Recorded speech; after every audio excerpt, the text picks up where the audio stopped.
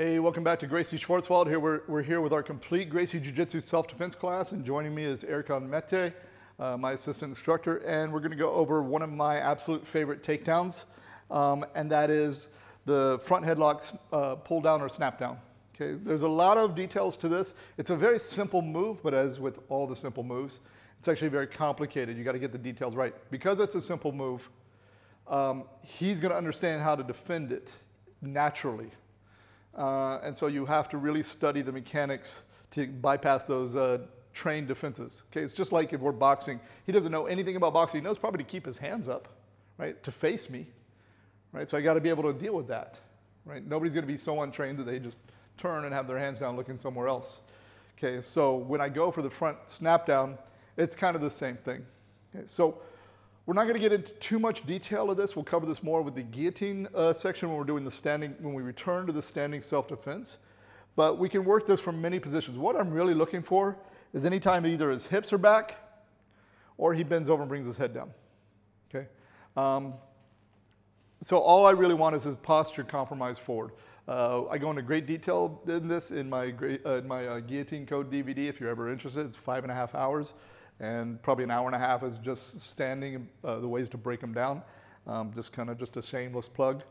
But from here, all I want to do is bring my arm over this way. So I'm not going like a headlock position. I'm going this way, basically a front headlock position. Now, your defense to this, when I break your posture, is to what? Get your posture back. Okay? If he gets his posture back, I'm in a lot of trouble. He's either going to take my back, he's going to tackle me and land on the correct side, or pick me up and slam me on my side. So I've got to make sure to keep his posture broken down. So a couple really important details when I break his posture down is I don't want to just try to grab his neck. Okay? The moment I grab his neck and I start pulling, what am I doing to your posture? I'm bringing it up. I need to keep your posture broken down. Okay, so especially for this takedown, one thing I'm going to do is my head has to be on his back, either straight down or looking away from the arm around his neck. Very, very important. Watch this. My head is up even a little bit. Bring your hips in and get your posture up. Yeah. Come, do it again. Get your head up, get your posture up. Little difference of just having my head off that much. I can't emphasize how important that is.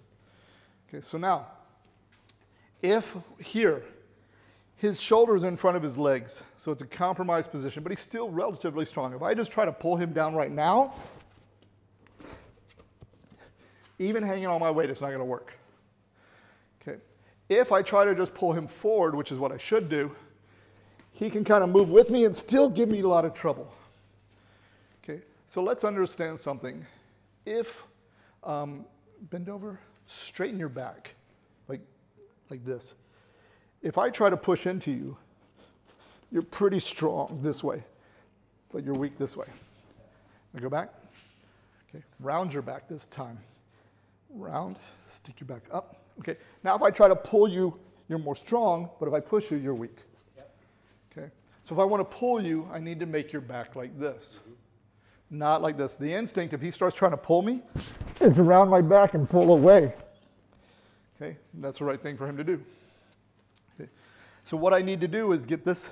Now, he's not going to do it on his own, but when I lift his chin, his back does that. It needs to do that in order to, secure its own safety. So I don't want to lock like this. I don't want to lock my hands around. Do not do that. I'm going to cup his chin with my palm. I want the middle of his chin right between my two middle fingers in my palm. So I catch right there. Now my other hand, let's turn this way, is going to come behind the tricep. I'm making a deep hook, no thumb, this way. Now again, if I don't pull his chin and I try to pull him forward, maybe he lands on his hands if I get lucky, but I'm going to have a hard time because his back is rounded. So I'm going to pull his chin, pull the arm, and I'm not moving down, I'm moving away. So I'm going to yank as many times as I need to. I'm going to drop on my same side knee as the choke. So I'm here, I pull, and here. All my weight is on the back of his shoulders. Here, I kept my head up so I could talk. Here, notice he's on his elbows. If he was on his hands, look, I'm going to keep pulling the chin until he's there. Okay. So we're here. I catch. I open the chin. Very easy to pull him forward now. See, I can barely have to do anything, right? I'm going to go a little nicer. Okay. I pull, I move, and I put my weight on him. This foot is back, this knee is forward. I'm not that worried about him catching this knee. I just don't want him catching that knee. Okay. Again, I'll cover that if you're interested in the guillotine code, all the reasons why. If you're more worried about putting your knee down, like this is a self-defense situation, I could just pull him down here, here. But the power comes from opening the chin, moving him forward, and driving my shoulder on his back. So I'm staying on my feet there. It's better if I can use my whole weight and sprawl on my knee, but if you're not on mats, of course, you don't necessarily want to do that. Okay, let's try this side. So we're here, however we get to this, I catch, shoulder, hand, head. I'm going to start opening the chin. As soon as I do that, you feel your posture just completely, your ability to keep upright, putting on. I pull with the arm, 2,